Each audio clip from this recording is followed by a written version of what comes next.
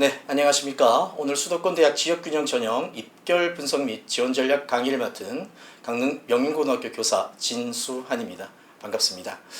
오늘 이 시간은 경희대, 고려대, 성균관대의 지난해 지역균형 전형의 입결 및 올해 2023년도의 지원 전략에 대한 내용을 말씀드려보고자 합니다. 크게 두 가지 파트로 나눠서요. 지역균형의 분류와 그리고 각 대학별 입결 분석 및 지원 전략에 대해서 말씀드려보도록 하겠습니다. 자, 올해 지역균형 전형 추천 기준 및 모집 인원의 변화 내용들입니다. 보시면 지난해와 좀 변동된 내용들이 살펴지고 있는데요. 그 중에서도 제가 살펴볼 경희대, 고려대, 성균관대의 내용을 조금 더 자세히 보도록 하겠습니다. 먼저 경희대학교는 지역균형 전형으로 지난해 계열별 6명을 해서 2, 3, 1의 구조로 선발을 했었습니다. 그런데 올해는 계열 상관없이 전체 5%를 선발하는 구조로 되어 있고요. 또한 전형명이 지난해 고교연계 전형에서 올해는 지역균형 전형으로 전형명을 변경시켰습니다. 고려대학교는 학교 추천 전형 지난해와 동일한 구조를 가지고 있다고 보시면 되겠고요. 다만 모집 인원이 조금 감소된 모습을 보실 수가 있을 겁니다. 그리고 성균관대는 지난해 처음 실시된 학교장 추천 전형을 통해서 선발이 됐었는데요. 추천 기준이 지난해 4%에서 올해 10%로 급격히 확대되면서 아마 여러 가지 전형의 결과나 경쟁률 등의 변화가 조심스럽게 예측되는 상황입니다. 그 외 대학들도 이렇게 보실 수가 있고요. 자세한 내용들은 이 대학들을 설명해 주신 여러 선생님들의 강의를 통해서 좀 더 깊게 확인해 보시기를 추천해 드립니다. 자, 그럼 지역균형 전형의 분류에 대한 말씀을 잠깐 드려보도록 하겠습니다. 수능 최저 기준을 적용하고 적용하지 않는 대학들이 있고요. 거기에 맞춰서 추천 인원에 제한이 있는 대학과 제한이 없는 대학이 있습니다. 자, 오늘 제가 말씀드릴 3개 대학, 경희대, 고려대, 성균관대는 보이시는 대로 수능 최저 기준을 적용하면서 추천 인원의 제한을 두고 있는 대학에 포함이 됩니다.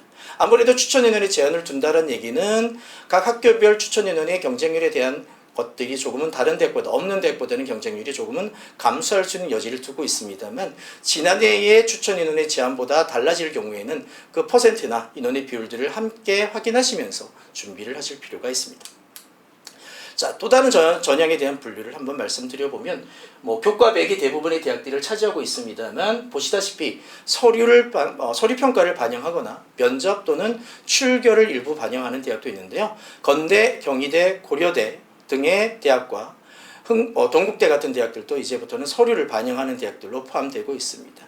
그래서 특히 오늘 저와 함께 살펴볼 경희대, 고대, 성균관대는 서류의 정성평가가 함께 포함되는 대학이라는 점을 함께 주시해 주시고요. 그렇다면 그 서류의 영향력이 학생부 교과 성적에 어떤 비율 변화를 가져올 수 있을지를 조심스럽게 예측해 볼 필요가 있을 것 같습니다. 자, 그렇다면 아까 말씀드린 대로 우리 지역균형 전형의 3개 대학의 정성평가 방법들을 조금 구체화시켜보면 경희대 같은 경우는 서류를 30% 반영하게 됩니다. 그런데 그 내용은 교과 학습 발달 사항을 중심으로 평가하게 되겠고요. 고려대는 예전과 똑같이 학생부에서 종합전형 평가 방식을 선택하게 되는데 다만 학업 역량 항목은 제외를 한 채 학생부에서 서류를 20% 반영하게 됩니다. 성균관대는 학교장 추천 전형 안에서 정성평가를 반영하게 되는데요. 다른 대학들과는 조금 다른 상황에서 진로 선택과 전문교과에 대한 정성평가가 이루어지게 됩니다. 그래서 학업 수월성과 학업 충실성에 대한 부분을 평가하고 있다는 지점 확인해 보실 수가 있을 겁니다. 자, 그럼 이걸 궁극적으로 마지막으로 분리를 좀 해보면요. 이렇게 우리 오늘 살펴볼 경희대, 고대, 성균관대는 서류 면접을 포함하면서 수능 최저를 적용하는 대학으로 분류가 될 수 있습니다. 그렇다면 서류의 영향력과 함께 수능 최저 기준 충족의 영향력이 실질적인 경쟁률과 결과에도 영향을 끼치는 부분을 함께 확인해보고 그 부분에 대한 준비들을 병행해야 될 것으로 판단이 됩니다. 자, 그러면 지난해 경희대 입결부터 한번 살펴보도록 하지요. 먼저 보시면 고교연계 전형으로 지난해 특징을 보면 고교연계 전형으로 학생부 교과 전형으로 처음으로 선발을 시작했습니다. 이전에 고교연계 전형은 학생부 종합 전형으로 실시가 됐었는데요. 지역균형 전형이 실시가 되면서 경희대는 그 고교연계 전형을 교과 전형으로 형태를 바꾸면서 처음으로 선발을 했습니다. 추천 인원은 기존과 동일하게 인문 2, 자연 3, 예술체육계열에서 1명을 학교별로 제한을 두고 있었고요. 여기에 이어서 학생부 교과와 학생부 비교과를 반영하는 어쨌든 정량적인 평가 형태로 진행이 됐습니다. 거기에 그 교과 성적의 반영 비율을 또 들여다보면 공통 과목과 일반 선택 과목에서 80, 진로 선택 과목에서 20 정도를 반영하는 구조로 설정이 되어 있었고요. 수능 최저학력 기준이 적용이 됐습니다. 그 내용을 잠깐 살펴보면 이렇게 인문 2개합 5, 자연 2개합 5, 예술체학은 한 경역에 3 이상 이내에 수능 최저 기준을 갖고 있었는데요. 그렇게 높지 않은 최저 기준이었기 때문에 충족률이 그렇게 떨어지는 경향성을 보이지는 않았던 걸로 판단이 됩니다. 자, 결과표를 좀 살펴보면요. 두 개 연도를 좀 비교해 봤을 때 모집 인원은 그 전년 2021년도에 비해서 감소를 했습니다. 그러나 상대적으로 지원 인원은 더 늘어나는 모습을 보였는데요. 아무래도 종합 전형에서 교과 전형으로 전형 유형을 변경하면서 서류에 대한 부담을 가졌던 학생들이 상당수 지원을 하지 않았나 생각이 듭니다. 또 충원율도 그 전년도에 비해서 조금 상승되는 모습을 보여주는 학과들도 있었고요. 상대적인 모습들로 나타날 수는 있겠습니다만 학과의 충원 인원과 충원율을 함께 살펴볼 필요는 있다고 판단이 됩니다. 최저 충족률을 보시면 아까도 말씀드렸습니다만 그렇게 높지 않았던 최저 기준의 영향으로 인해서 충족률은 결코 낮지 않았던 부분들로 나타나고 있고요. 그러다 보니까 교과 등급은 이전의 종합 전형과 유사한 1점대 또는 2점대 등급 라인 안에서 어느 정도 결정이 났던 걸로 판단이 됩니다. 다만 한 가지 좀 달라진 지점이라고 한다면 처음에 지원 등급들은 좀 낮게 형성되는 구조들이 있었던 것 같습니다. 하지만 실질 결과에서는 여전히 높은 등급대를 형성했다는 부분들 확인할 수가 있습니다. 결국 여러 가지 전형 결과를 살펴보면 경쟁률이 굉장히 올라갔다는 측면은 아무래도 수능 최저 기준의 영향도 좀 가지고 있었던 것들로 생각이 들고요. 거기에 교과 전형이라는 실질적인 형태의 전형 변화 요소가 경쟁률 등에 영향을 끼친 것으로 생각이 듭니다. 자, 그러면 고경계 전형의 전형 결과를 모집 단위별로 조금 분석해 보면요, 이렇게 나타나고 있습니다. 그래서 정보 디스플레이 학과를 보시면 7명 모집의 경쟁률이 16.7대 1 정도가 분석이 되고요. 충원율도 결코 낮지 않았던, 최저 충족률도 상당히 높았던 구조로 생각이 됩니다. 근데 여기 실질 경쟁률이라는 걸 보여드리고 있는데요. 이 실질 경쟁률은 지원 인원 대 모집 인원의 대비 경쟁률에서 최초 경쟁률에서 최저를 충족한 학생들만 대상으로 분석을 해본 경쟁률이라고 보시면 됩니다. 최초 경쟁률보다는 최저 충족률에 따라서 일정 부분 감소하는 모습을 보이고 있고요. 다만 저는 여기에다가 충원 합격생의 수까지 포함했을 때의 경쟁률까지 한번 분석을 해보면 이거보다도 더 많이 떨어지고 있다는 모습을 확인해 보실 수가 있을 겁니다. 결국 저희들이 고민해야 될 것은 수능 최저 충족 인원을 고려한 실질 경쟁률을 확인하셔야 되는 거고요. 거기에 이어서 충원 합격률까지 포함한 실질 합격률과 경쟁률까지도 고민하면서 지원을 짜야 되지 않을까라는 말씀을 드려봅니다. 자, 지난해 모집 단위별 경쟁률을 좀 살펴보면요. 두 개 연도를 비교했을 때 아까 말씀드렸습니다. 4.9대 1, 2021에서 10.2대 1로 전체적인 인원이 상당히 모집 경쟁률이 올라갔다는 것들. 모집 인원이 줄었으나 오히려 지원 인원은 상당히 급상승하면서 전반적인 경쟁률이 올라간 것으로 판단이 됩니다. 보이시는 대로 각 학과의 경쟁률이 결코 낮지 않게 형성됐다는 측면들, 특히 학생들이 좋아할 만한 일부 학과의 경쟁률은 상당히 이전 연도보다도 많이 올라가는 모습들을 보여주고 있습니다. 자, 인문에서 경쟁률 탑5를 좀 살펴보면 이렇게 정리를 할 수가 있는데요. 물론 모집 인원에 대한 경쟁률이다 보니까 약간의 키워드적인 측면이 일부 대학과 다를 수는 있습니다만 여전히 경영이나 간호, 빅데이터 등의 학생들이 선호할 만한 학과의 경쟁률은 상당히 높게 형성됐다는 것들, 등급 라인도 결코 낮지 않게 형성됐다는 모습들을 확인해 보실 수가 있을 것 같습니다.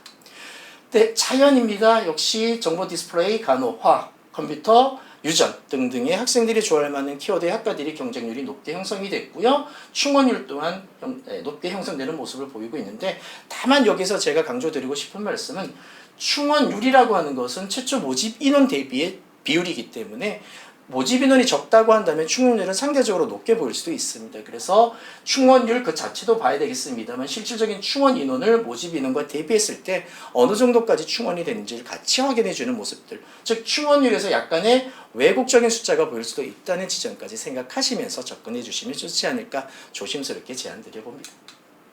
다음 이제 고려대 한번 들여다보도록 하겠습니다.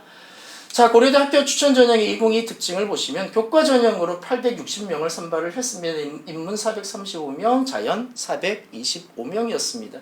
학생부와 서류로 선발 그대로 유형을 따라갔고요. 저희들이 학생부에 기재되는 공통 또는 일반 선택, 진로 선택 과목을 모두 반영하는 구조를 띠고 있습니다.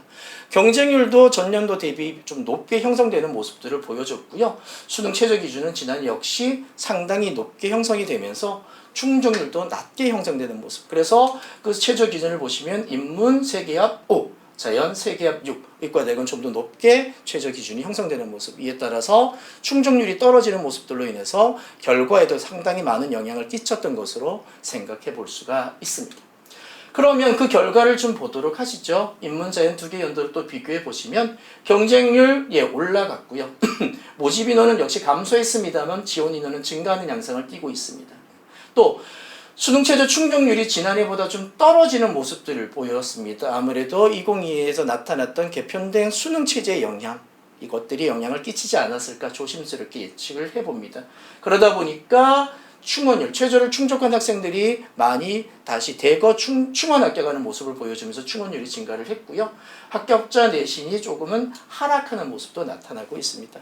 이것은 아무래도 고려대를 쓰는 대학들의 학생들을 주변의 일부 대학들이 지역균형 전형들이 없었던 대학들이 교과 전형으로 신설이 되면서 이런 것들 또한 충원에 조심스럽게 영향을 끼치지 않았는가 말씀을 드려볼 수 있을 것 같습니다.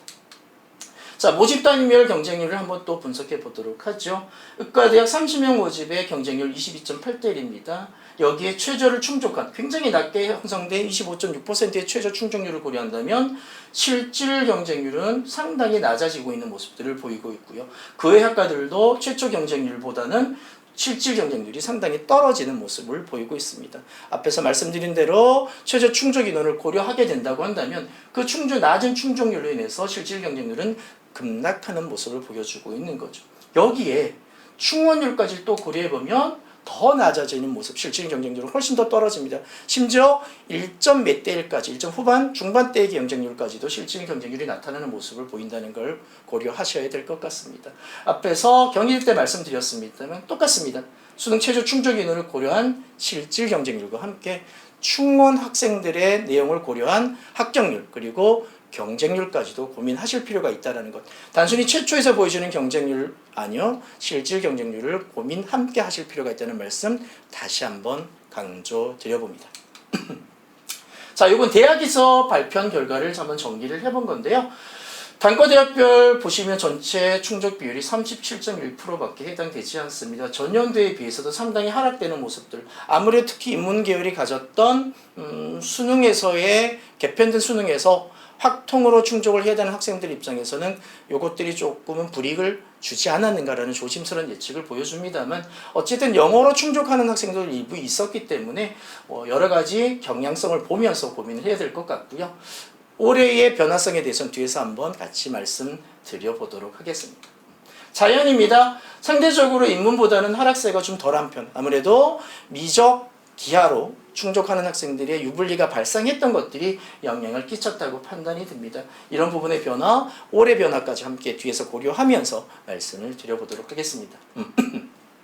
충원율에 대한 부분입니다. 전체적으로 100%가 조금 넘는 충원율들을 가지고 있는데요. 일부 학과에서는 상당히 높았던 충원율들을 가지고 있고요.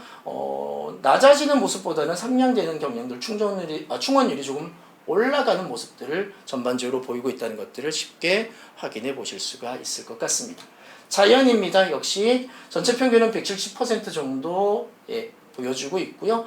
지난해에 비해서 여전히 자연계열 학과들도 충원율이 좀 올라가는 모습들이 나타나는 양상들 확인해 보실 수가 있을 겁니다. 이런 충원율 또한 올해 지원에 있어서 상당히 고려해야 될 요소. 지난해 몇 명까지 충원이 됐냐는 결국 실질적인 경쟁률에 영향, 합격률에 영향을 끼친다고 앞에서 말씀드렸으니까 그 부분까지도 함께 고려하셨으면 좋겠습니다.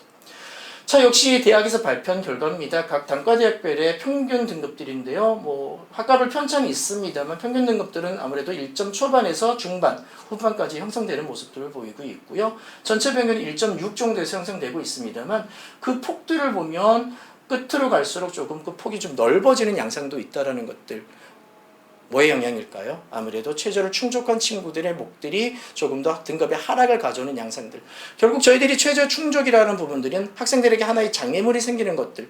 육상으로 비교하자면 허들 달리기겠죠. 100m는 무조건 빠른 친구가 이깁니다만 허들 달리기는 조금의 장애물이 있기 때문에 빠르지 않아도 이길 수 있는 학생들의 양상이 보일 겁니다. 결국 최저가 있다는 것들은 전반적인 결과에 하락을 조금은 가져올 수 있다는 것들을 염두에 두시면서 내년도의 변화 양상을 함께 고려하는 것들을 지원 전략의 중심적인 모습으로 판단하시는 것이 좋을 것 같습니다. 네, 자연입니다. 전체 평균 1.5 정도 형성되고 있고요. 인문계열 대학보다는 조금 높게 형성되는 모습들 일부 학과들 많이 보이고 있고, 의과대학 여전히 높은 모습입니다만, 여전히 낮은 최저 충족률이 영향을 끼친 모습들도 함께 보실 수가 있을 겁니다. 일부 보건대학들의 양상들도 조금은 낮아지는 양상들 확인해 보실 수가 있을 겁니다. 자, 경쟁률 전반적으로 살펴보면 6.4대 1에서 11.1대 1로 전반적인 하락 보여줬고요. 모집 대학의 경쟁률 보이시는 대로 결코 낮지 않은 경쟁률을 가지고 있습니다. 선호대학 학과들의 특히 경쟁률은 조금 더 높아지는 모습들을 갖추고 있다는 것은 다른 대학과 크게 다르지 않았던 양상으로 나타나고 있습니다. 경쟁률 탑5 한번 판단해 보시죠. 교육학과, 서서문학과, 인문계열 학과들 좀 보이고 있고요. 특히 어문계열의 학과들의 경쟁률이 좀 높게 형성됐던 모습 보이고 있습니다. 또 일부 학과는 2점대 라인까지도 어문학과에서는 낮아지는 모습을 보이고 있는데요. 아무래도 충원율과 최저 충족률에 대한 영향들이 가져온 결과라고 판단이 됩니다. 자연도 보시죠. 의과대학 1.2 컷 점수까지 60% 나타나고 있는 양상들 보여줬고요. 보건 같은 경우는 1점 후반대, 건축도 1점 후반대 점수까지 내려가는 모습들 나타나고 있습니다. 마찬가지로 충원율과 경쟁률에 대한 고려 요소까지도 함께 생각해 봐야 될 것 같다는 말씀을 드려봅니다. 네, 그럼 마지막으로 지난해 성균관대 입학 결과 분석에 대한 내용을 안내해 드려보도록 하겠습니다. 지난해 일단 학교전 추천 전형의 성적 특징을 좀 살펴보면 없었던 거죠. 교과 전형을 처음으로 신설하면서 학생들을 선발을 했고요. 추천 인원의 제한을 두면서 졸업 예정자 대상과 4%의 제한 인원을 두었습니다.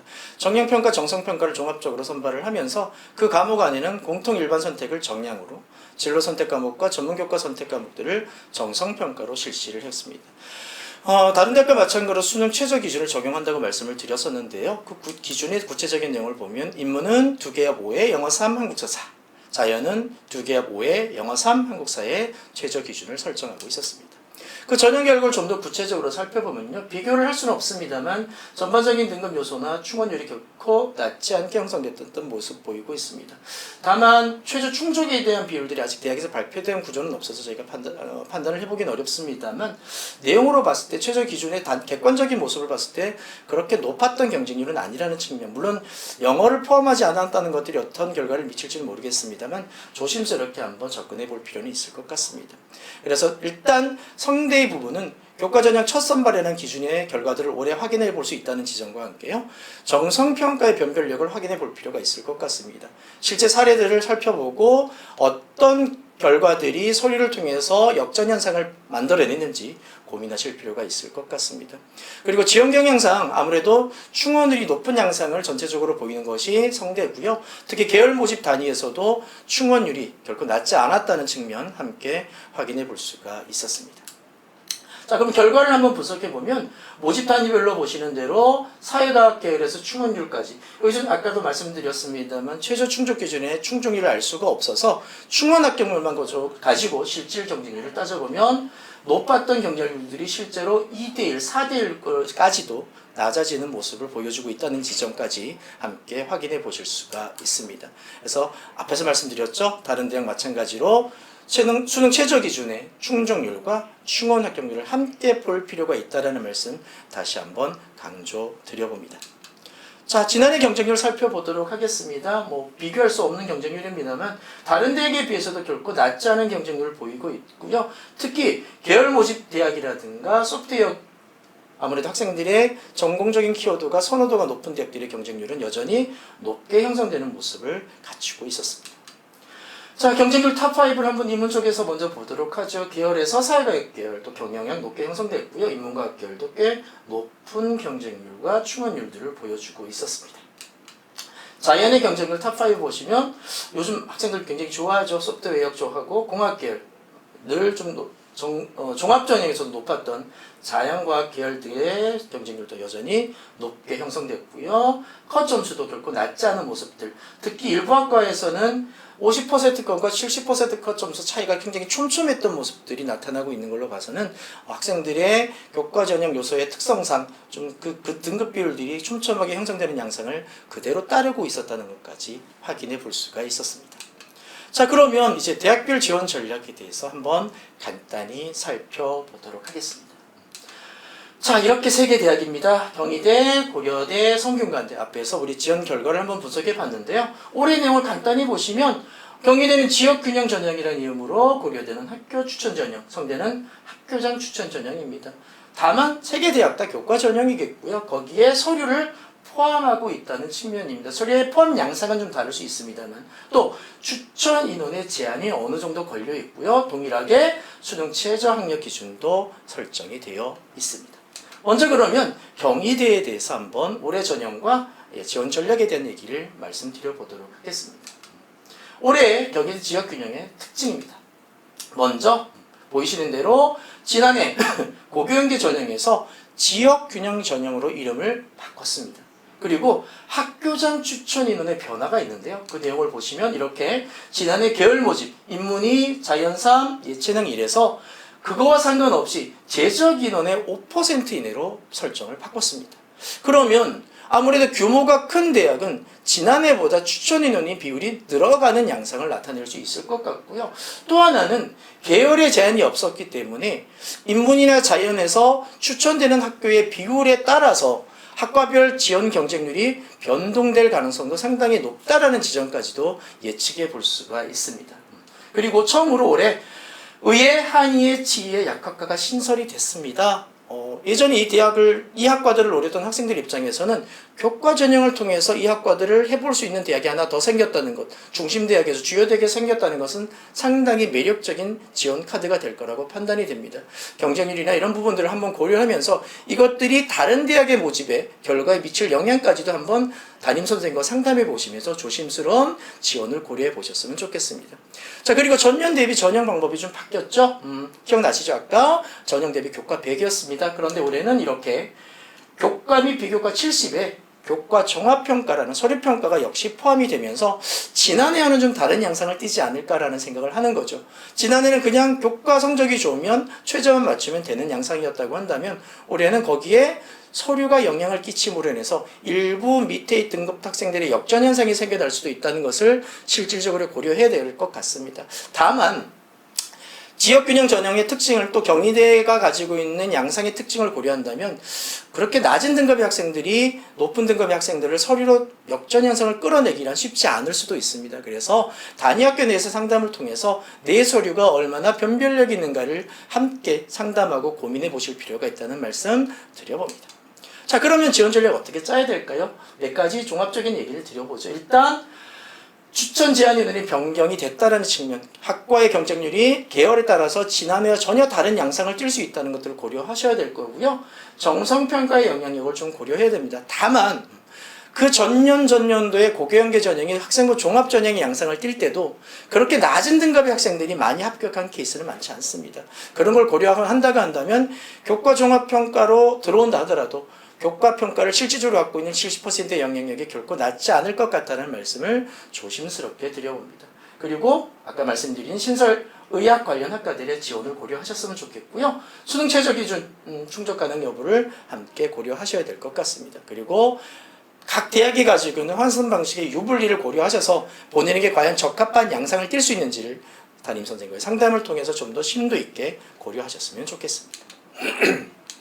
다음 고려대학교입니다.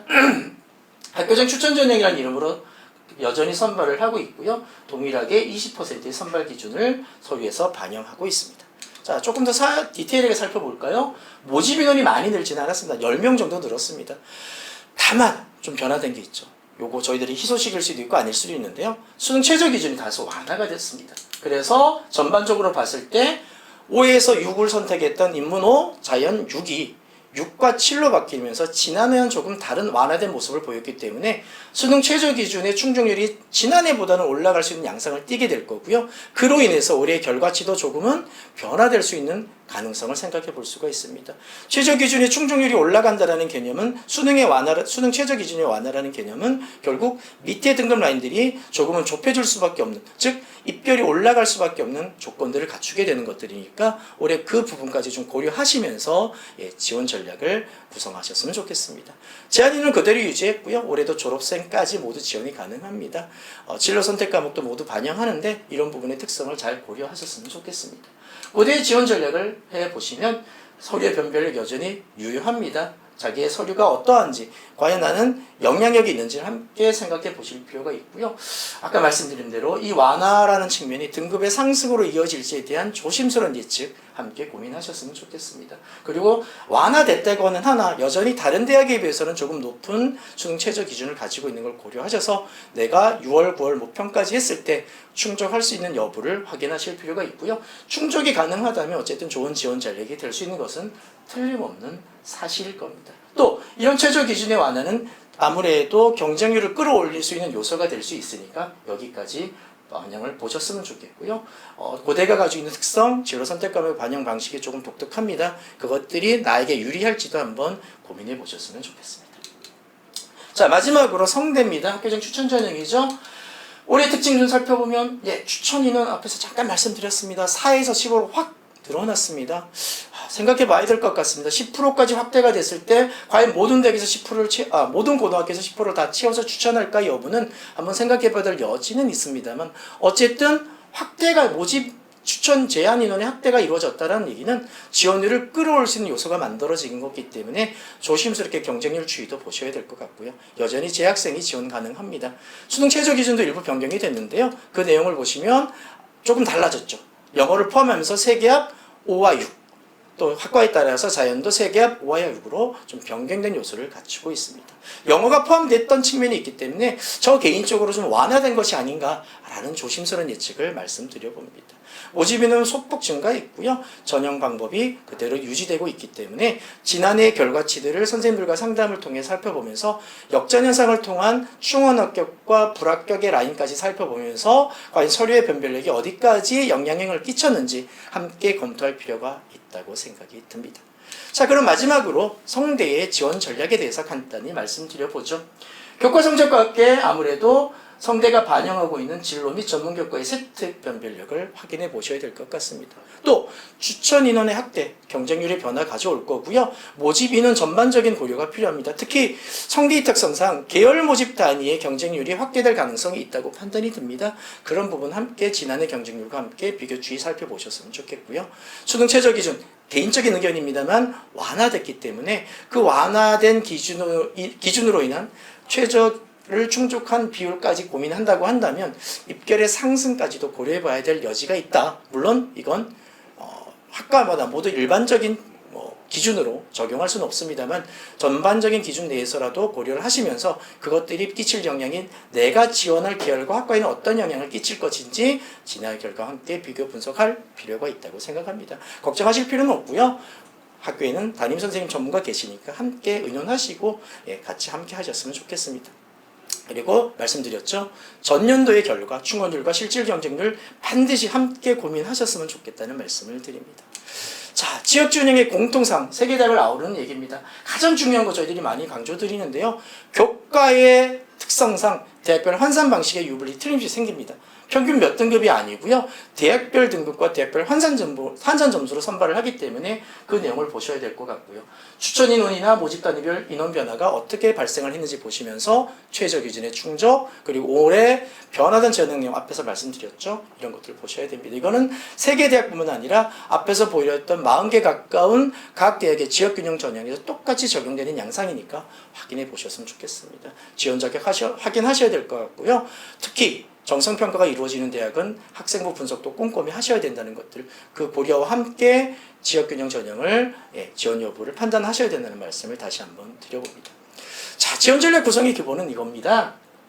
현재 학생이 갈 수 있는 대학과 가고 싶은 대학의 목표치를 무엇으로 줄여갈 것인가에 대한 고민일 겁니다. 오늘 말씀드린 3개 대학은 2가지 방식이 있습니다. 최저 기준의 충족 여부와 서류 평가일 겁니다. 이를 통해서 내가 가고 싶은 대학의 변별력들을 어떻게 줄여갈 것인가, 나에게 불리한 내신 성적을 어떻게 보완해 나갈 것인가에 대한 고민을 가장 먼저 우선시해 두면서 내년의 올해의 지원 전략을 함께 구성하셨으면 좋겠습니다. 자, 체계적인 정보 확인과 상담을 통한 여러분의 노력과 선생님들의 희생과 봉사, 그리고 같이 함께하는 확인 내용들이 결국 여러분의 합격이라는 좋은 결과로 이어질 거라고 저는 확신을 합니다. 슬슬 무더위가 시작되고 있는데요. 많이 체력 보충하시면서 남은 기간 열심히 최선을 다하셔서 올해도 좋은 결과 있기를 기원하도록 하겠습니다. 이상 강의 마치도록 하겠습니다. 감사합니다.